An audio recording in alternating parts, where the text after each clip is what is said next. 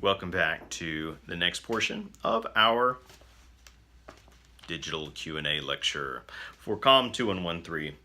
Izel's got a great question about the Roberts text, Communication Theory and Millennial Popular Culture. The introduction to the book talks about theories, artifacts, and texts. Speaking on theories, how do theories come about, or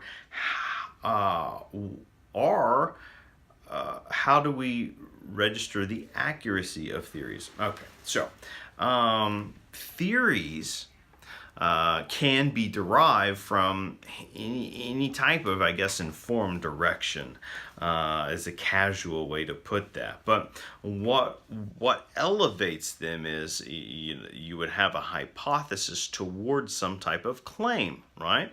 And then you gather the evidence and test the evidence to register whether or not that claim has validity. Okay, so whether or not it's valid, and why that is important in the long term is verifiable theories are no longer function as theories because they transition to facts, right? Or shared beliefs, or truths about reality. All right, so theories can lead to enormous breakthroughs for us socially, culturally, collectively. On the other hand, unverified theories, they are either revisited and revised, right? Tested again in different ways, altered, or they're discarded, and that's okay too. All right, and even though perhaps a theory becomes outdated or discarded, it doesn't mean it's not invaluable. Doesn't mean it completely loses its value, because if we didn't have the failed theories along the way, we wouldn't be able to chart and note the progress made. Does that make sense? I hope that answers that question for you, Isel. Questions from Chris from the Communication Theory book. The response chapter to Stuart Hall's Encoding Decoding notes that academic theorists mold how we view the world. Ooh, if the number, this is a hypothetical question, I assume, if the number of liberal professors dominate the number of conservative professors, are students being taught unbiasedly? Do a fact check on that last word there. But here's an important distinction, right? Let's draw a line in the sand here. Everyone enters. Let's just use higher education for clarity's sake. Everyone enters the educational settings with preconceived biases, right? We all have bias. A bias can range anything from the limited amount of information we have about a topic or object or phenomenon or culture or etc., to a kind of preconceived bias toward something, meaning I have a preference or a pre-existing opinion, whether it's strong or weak, on something in advance, and so whatever information I encounter that challenges that or reinforces it, I am going to be drawn toward that which maybe aligns with the way I already feel or felt about it, and I'm going to sort of reject the things that would alter that too drastically. Okay, but sometimes this word even bias. We talk about overt and covert meanings. There's also any typical term we use has both a denotative and a connotative meaning. A denotative meaning, its primary meaning, its sort of definitional meaning, dictionary definition, or it's the way we use it the most, and then the connotative meaning, secondary meanings. These could be cultural ways we speak about things, ironic ways, sarcastic ways, slang ways that we use language. And so bias, sometimes it carries a negative connotation when perhaps if we approach it from an objective standpoint, bias is simply the limitations of our knowledge about maybe a given subject. But anyway, oftentimes people that come into higher education, they already have biases, right? So they may be biased based upon whether or not they grew up in a small town versus a big city. I watched that tension play out my entire life.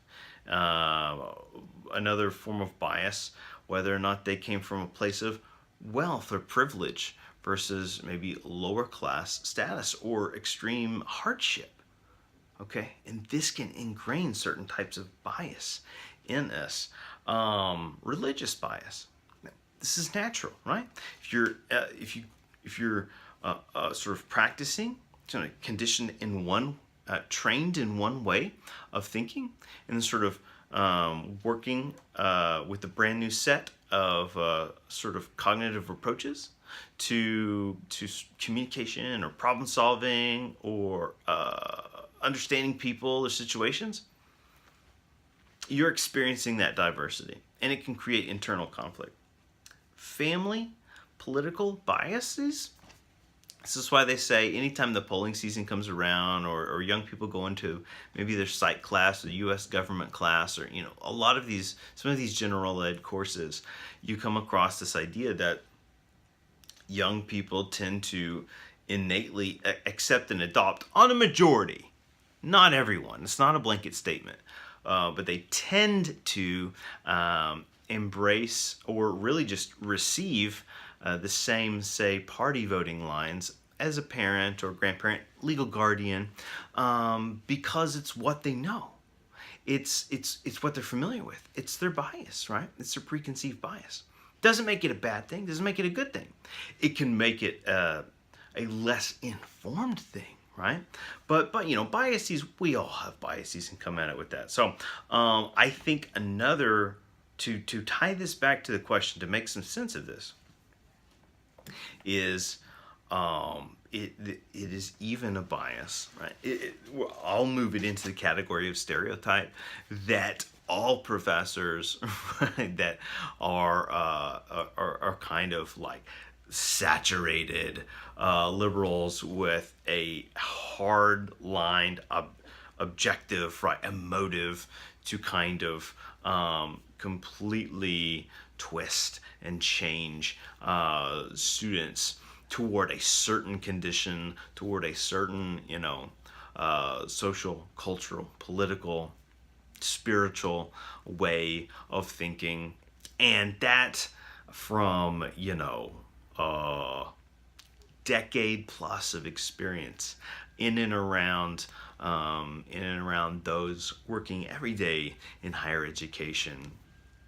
It's yet another form of myth making. It's yet another form of sort of just creating, or perhaps over relying on some of the easy stereotypes that do exist and maybe get far more attention than the average person, right? The average person doing their role, working their job. And doesn't that teach us something about mass communication and media, right?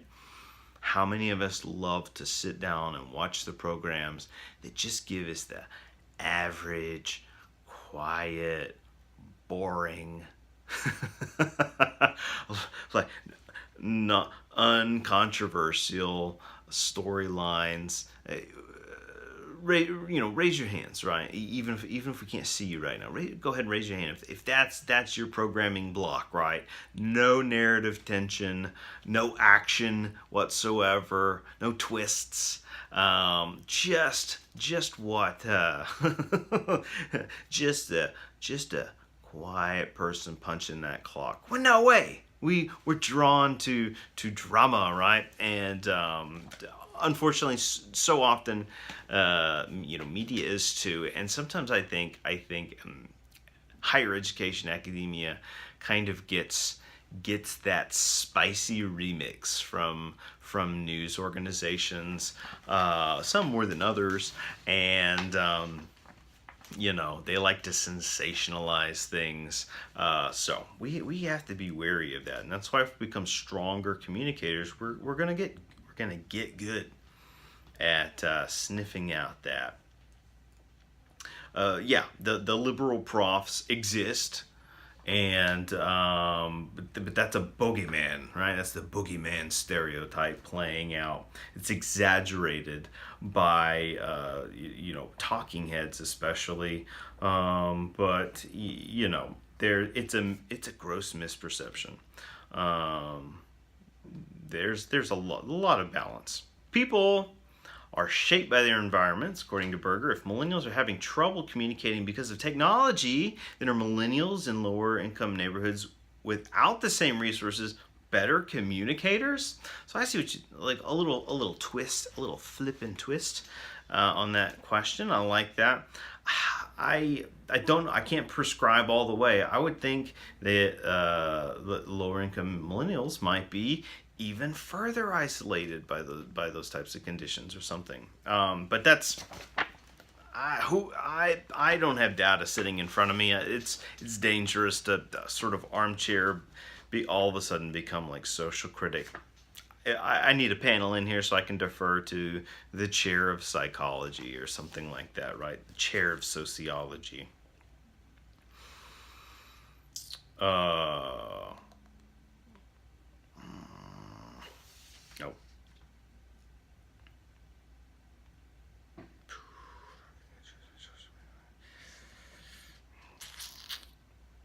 Okay.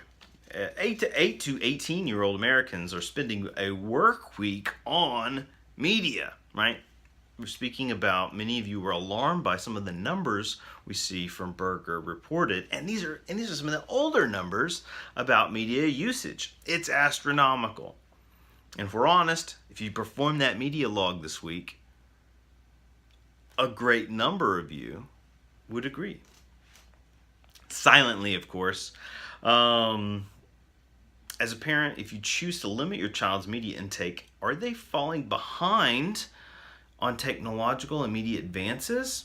Okay, so giving them free reign versus withholding tech from kids, it's there's a bit of a double bind to that. But at the same time, what we need to do, we need to learn how to locate and use healthy, safe practices, right? That reinforce positive behaviors and reinforce educational outcomes. Boring, but in the long term are going to help protect and and better and better train children, right, for the future. Absolutely, like technology's only going to increase in the sort of inventive ways in which we apply it to our everyday lives, but we have to find safe manners to introduce and cultivate that, I think, in culture. So that is an important point. And if you look up, research some of the top tech CEOs, many of them will shield their children outright from a lot of media uses, because they have some inside tracks on some of the potential harms. I mean, I can't even believe that the sort of, trying to think of the right descriptive, but Facebook CEO Mark Zuckerberg has come out with a couple of apologetic press releases in the last year and promises to shift and alter the ways they do business, even at the expense of the profit of the company, in hopes of performing a better service to the public. That's really interesting, right? I mean, a cynical person could flip that and rephrase it as a kind of a PR stunt, but if they follow through on that, there's something to that, right? It's worth considering. Someone else said something, right? If our children saw the way people were behaving as adults on social media, what are they learning, right? So we've been indicting a lot of the questions in indicting millennials. What about the way adults are treating each other online? I just don't know. We'll be right back with our next portion.